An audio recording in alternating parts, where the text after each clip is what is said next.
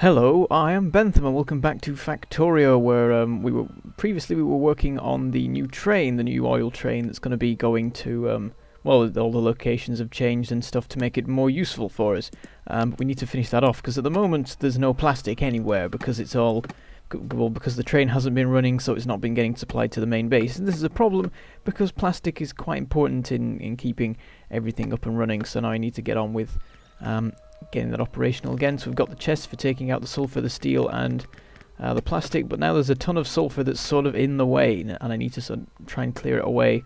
So what I do is put it on the other side of the belt that we have here, and see how much of that I can get rid of.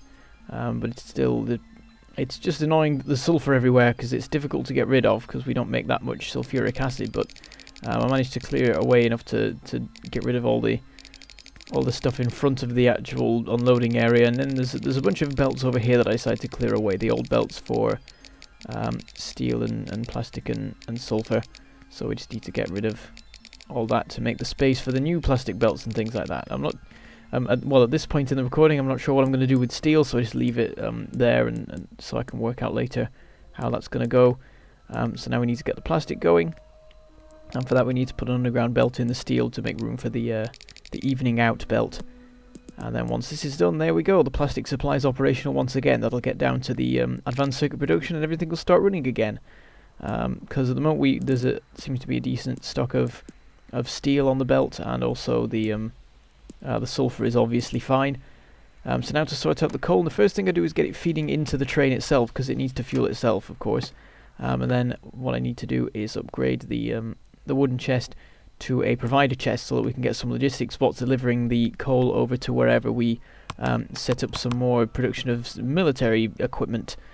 So now we decide to work on the steel, because of course that we need to have a system operating for that, because currently we don't. And so now I'm just sort of surveying the area and working out how to sort of lay them out, because usually I put them down by the rest of the smelting, but this time there's a bunch of belts in the way, so I decided to move it along. So what I decided on doing is siphoning it off from the express belt that we've got there for iron, and then it'll go along a column of furnaces, and they will put it directly onto the current steel belt. So I just need to put the splitter in. Hopefully that won't cause any problems, because of course if we're siphoning some of the iron off, then the supply to the rest of the base is going to be a bit lower. But then there was sort of a bit of that anyway. At the moment, obviously the iron is completely built up, so there's no worries there. So we'll just have to see how things develop there. So anyway, we need something now that we've moved all of the steel related stuff. We need an evening out belt further along to sort that out. So put that down there, and that clears away the belt so the furnaces start operating. And I just leave it at 4 for now, because of course that's what we've had for a million years with steel, and it's not been a problem yet. And then it's finally time to set up the proper systems for the train, tell it where to go. And I hop on board, and I also sort out that problem that I had in the last episode, where I left the last 5 squares of the cargo wagon open for anything to be put in, which was a bad idea, because of course it got filled with sulfur. So anyway, we've now got over to the central station, and we need to finally sort out the coal fueling system, because we've been going for a very, very long time now without using one, and basically it's if I just leave it, then we're going to keep having situations where trains shut down. Even though we only have 2 trains on there at the moment, it's going to increase as time goes on, and stuff gets mined away. We're probably going to have more copper supply soon. But anyway, we need to just get like power delivered to these various inserters. It's a slightly weird looking system, but it works. The belt goes under the inserters, and the inserters can take off the belt and put it onto the train. But interestingly enough, you can't. Well, while you can take something off an underground belt, you can't put something onto one, as far as I can tell.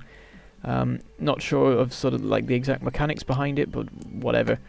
So at least I think that's the case. Thinking about it, I could have been wrong, but whatever. We've got the what I'm trying to do here is set up a buffer chest for the coal, so that it can build up a bit more. But then once the train arrives, yeah, there we go. The fast inserter wouldn't put the coal onto the underground belt, because we haven't got enough room to sort of maneuver everything properly. So I just leave it as a belt that's loaded directly from the cargo wagon, and that should be fine. So back to the main base and looking around. And there's a bunch of logistics bots trying to deliver stuff to me, and of course the entire system is pretty much shut down at the moment, because once again we have run out of alien artifacts, and of course we need to go fix that. So I wander over to our nice little our tank bay here, and it's time to go on a mission to get some more alien artifacts. So a new biter new biter base has popped up near this this double deposit here, this thing shaped like an apple. I don't know if I've ever mentioned that in the episode, but that big ore deposit there is like perfectly shaped like an apple, which is ridiculously rare, I would imagine. And so I'm not mining it. I don't want to because it looks too nice, and also if I did mine that, then I would have enough supply of everything for a million years, and that's no fun. So I'm just going to leave that untouched and enjoy having an apple there. So anyway, as you can see, I took out the spawners, but the worms were too much of a match for me, and they very nearly took the tank out, but I managed to get away just in time. So I take it back to the tank bay to be repaired and resupplied and so on. But I accidentally crash into one of the loading inserters because I misjudged my positioning. Quickly fix that and then leave the robots to sort out everything there, and hopefully we'll be able to deal with the worms later on. And of course, so the way to do that is to upgrade our military technology, and what I'm now going to do is sort out cannon shells, because of course this tank hasn't been running at its maximum capacity yet, because it's just been using its machine gun. I have a machine gun, and they fire at the same speed, so all it's been really doing is conveying a bit of defense, and that's no good. So what I'm doing here is siphoning off the coal. If you can call it siphoning off, I'm just sort of continuing the belt. I've realised that I'm not going to need logistics spots to deliver the coal around, because this actually uses sulfur, so we might as well just have it right here. And also that's good because we want to get sulfur used up, because there's tons of it everywhere and I'm fed up of it. So we get some coal and some sulfur, and then also some water going into this chemical plant here, and this is making explosives. And then we need to set up the next stage of production, which will require an assembler. I don't know what I'm doing right now. I think I'm just working out sort of the positioning of everything, but eventually I get the assembler built, plonk that down, and that's going to use explosives, and then it's going to need conveniently steel and plastics, and this is pretty much the only place where there is a plastics belt, because I thought, well, I didn't realise that there was things other than advanced circuits that use plastics, really, because I never make a lot of the military technologies. But now that we have tanks and cannons and things, I need to make some some cannon shells, and they use plastic. So now I'm siphoning that off the line, and I get that put into a provider chest.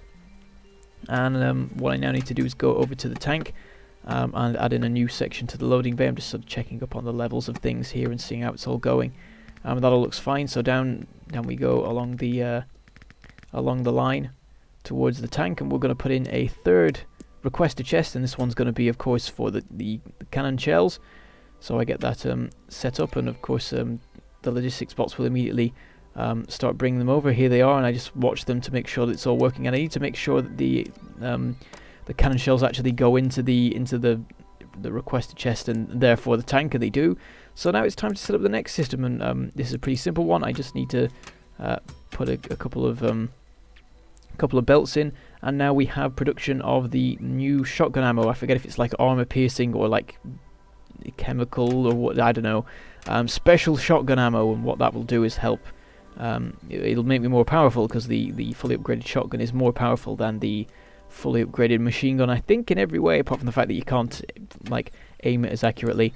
Then the next thing I'm setting up here is some production for destroyer drones, and that's pretty simple. You just need some speed modules, though. For that I do need to set up, I do need to connect the speed modules up to the logistics system, so they get delivered to the requester chest. And then we have the destroyer drones going into a provider chest there. And what I'm doing is having both the destroyer drones and the new shotgun ammo delivered directly to me by the logistics bots. So now, from now on, I'm going to be using the shotgun for combat. That is if I'm out of the tank, because it's too fun in there. And then I'll be able to use the destroyer drones to help deal with like the big biters and things like that, because they do seem to be a bit of a pain to actually take down. But anyway, I've hopped back over to this train, and I'm going to go and check it up on the oil outpost. So off we go. I'm just trying to sort out the sulfur here, because it's all messed up and there's extra sulfur in the cargo wagon, which I don't want. But we make our way over to the oil outpost, and I can check up on things. And one of the reasons I was coming over here was because the plastic supply wasn't as good as it could be. But looking at it on this side, everything is running absolutely fine, so it looks like it's something to do with the unloading at the other end. So we'll have to go and check on that in a minute. But anyway, it looks like the levels of the various oil fractions are getting a little bit high, and some of the different fractions are at capacity now, which is no good. So I set up some new tanks to contain it. I'm wondering if maybe I should just shut down one of the refineries, because it seems like I've just got too much being produced and I'm not using it up. Though there have been times recently where the system's been shut down back home because of various different reasons, like not having alien artifacts and things. So it might be that now that things are running fully, and if I manage to keep things supplied by alien artifacts the whole time, it'll start using up the various oil products faster, and we won't have things building up so much. So anyway, I'm back here now, sorting out the unloading of plastic. I've got 2 inserters unloading from one chest, and then I've got another chest as well with another inserter, so that should hopefully help with that. And if needs be, I can move the chest for sulfur along a bit and have 3 chests for plastic to sort of help with that. But anyway, the next thing to do is work on some more steel production, because it looks like it's running down now. But the thing is, I'm not quite happy with this system. I don't like it loading directly onto the main belt.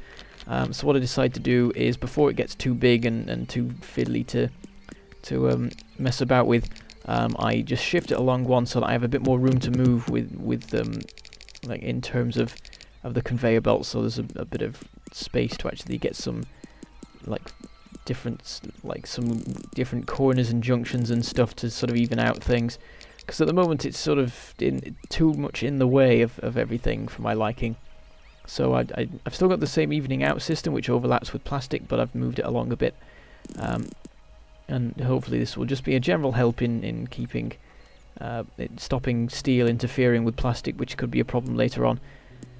So there we go. I've now got 6 of those furnaces going, and they're loading onto, I suppose it is still technically the main steel belt. It just is sidestepped a bit and then later on moves around. But anyway, I've got random bits of plastic in my inventory from when I deconstructed the old oil train, so I just unload those into the chest to help with the unloading onto the belts. Then there's a couple of random little bits that my inventory is full of that I need to clear out, because I've spotted that we're running out of space in the inventory with all the stuff that we've been gathering up. So I'm just sorting out my toolbar there to get it all nice and neat, and making more sense. And then I need to wander around and just find places to put all these little bits and bobs that I don't actually need. Like I've got a single copper wire, and once again I've got tons of transport belts which I need to get rid of, because they keep building up whenever I replace things with the express belts. And also there's been a few systems that I've been deconstructing recently that we're using the standard belts. Unfortunately there's not that many places that have room for them right now, so I end up keeping quite a few stacks on me anyway. But I managed to clear away a bit of stuff. There's some solar panels as well from when I was going to build it was from the radar outpost just over here actually, which I decided to have connected to the main grid instead of using the solar panels. But anyway, it's been a while since I set up all the new military systems now, so we've got some decent supplies ready, which means we can actually go and try dealing with these worms up here. Unfortunately night falls just as I do this, so you don't really get a good view of what I'm doing, but I managed to start taking out the worms, and I learned that it takes 1 shot to take out a small... by the way, I'm using the cannon if you were confused. You can see the shots flying along there and sort of exploding a bit. So yeah, it takes 1 shot for a small worm, 2 for a medium, and 3 for a large, which is a nice sort of even system. So we get all those dealt with, and I grab the alien artifacts, and then it's time to make my way home. Because at the moment the alien science system is off, and I want to get it back up and running as quickly as possible. And it is night time, so I can't see anything. So I just park it up again in the loading bay so it can get resupplied and so on. And then I go over to put in the alien artifacts into the science system so that we can get that working again. So put those in there, and off they go. And then by the time I get back over to the tank, the sun's risen, so now we can actually see what we're doing. So I decided to go out again, managed to crash into the wall a bit, because the tank controls are a bit confusing because they're slightly different from the car controls, and it'll take me a bit longer to get a hang of it. But anyway, you can see there's millions of worms here, so I take out the first one with with the machine gun, but then these ones I take out with the cannon. You can see it's just scything through all of the trees here and easily taking them out, and as an added bonus it has a longer range than the worms do, so I can just sit there and take them out while they're still at the ground, which is good. So with those dealt with and some more alien artifacts gathered, it's time to go over to these bases here, and these ones don't have any worms, so I just use the cannon for this, which is easy enough, and then I just have to run in circles shooting at the chasing biters. That's easy enough, and then there's some over here as well, and I believe there was a large biter there, but I managed to run it over, which is weird because it was chasing me, but whatever. It made sense in a way. I sort of hit it with the corner or something. But anyway, I gather up all of the alien artifacts, and then there's a base over to the left as well, and I run in there, and there's another big biter around there as well, and this time I don't crash into it, but I take out all the bases, and then once I've shot all the little biters, I use the cannon to take out the big one, and it takes 2 shots to actually kill that, so the large biters are as powerful as medium worms in terms of health and things like that, so they're a definite force to be reckoned with, and I'm going to need to use the cannon to deal with them unless I start using the shotgun, which will probably deal with them pretty quickly actually. And I would use the shotgun, but it's so much more fun to use the tank, and also it is a bit safer, especially considering at the moment I still don't have the final level of power suit. But anyway, I'm back home and just sort of checking up on the supplies for everything, making sure that there's enough speed modules going into destroyer drone production and things like that, checking up on the logistics system, because I think there might be a couple of construction bots that have died, because they seem to follow the tank when it goes off on its missions, and then they end up just dropping dead, or like getting killed by biters or what. I don't think they can drop dead anymore. I think they just go really slowly back to the base. But there's been a couple of times where an alarm has gone off and I've not been sure why, and I imagine it might be a construction bot that's got lost and been killed. And I also released a couple more of the logistics bots into the air, so we've now got 150 of them going to help keep me supplied at all times, and it's time to go and add some more to the steel production, because after looking at things on the main line, it seems that we need to increase it even more, and what I imagine this is because of is the new shotgun shell production, because that uses a lot of steel, and I think the production of the basic combat drones uses steel as well, and then of course that they are all getting used up at the moment to make the destroyer drones, so there's a lot more steel consumption happening. So it seems like it was a good time to actually deconstruct the current steel production and build the new one, because we were about to start using steel a lot more. So anyway, speaking of the old steel system, I'm just deconstructing all the old bits of power poles now, because there's all this stuff that's been here for tons and tons of episodes now. Since nearly the very beginning. It actually probably the first to second episode, a lot of this stuff came along, and I've just sort of left it as it is, and we don't need it anymore, all these little power poles, because we've got the nice big pylons that are a lot neater. So I'm just running around and sort of getting rid of all of these old supply lines of power that are just not doing anything anymore. But that's not true for all of them, because when we go down here you can see that all the oil system is just switched off, because it wasn't actually connected to the rest of the grid by pylons yet. So I just quickly remedy that, get those all set up, and I can carry on clearing away all these little power poles, and I end up with tons and tons of them in my inventory. I don't know if I'm ever going to use these up now, but anyway, everything looks like it's going fine in the oil system. Of course, I've just missed the train, so I'm going to have to walk back home.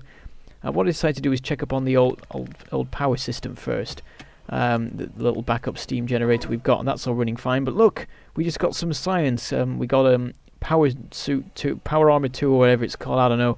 But the important thing is we can now get the final suit of power armor. We never actually got the second to last one. We just sort of skipped that. We've skipped a lot of armor in this, because I thought it'd just be better if I ignored some of the levels and just sort of hopped to the end. So anyway, I need to run back and get all the materials now, because it needs some level 3 modules and things like that, and that I have been working on those. I've got the necessary ones ready. I need to grab some more processing units, and I already have the alien artifacts. I kept 50 of them for myself after that jaunt into the wilderness killing biters. So there we go, it gets crafted, and after emptying out my old power suit, I start loading that one. Of course, there's barely any of its spaces used by all of this, all of the shields and so on. So of course I start crafting some new ones ready for when we can start using this. And basically it means the tank's pointless now, because this suit can, once I've got all the modules into it, it'll be more powerful than anything else. So the tank is still fun, so I'm going to keep using it anyway. So yeah, that's going to be what we'll be doing for a lot of next episode. We'll be sorting out getting all of the new modules for this ultimate power suit, so that we can get a lot better at that. But anyway, it's the end, so I shall say goodbye. Thank you for watching, and I shall see you next time.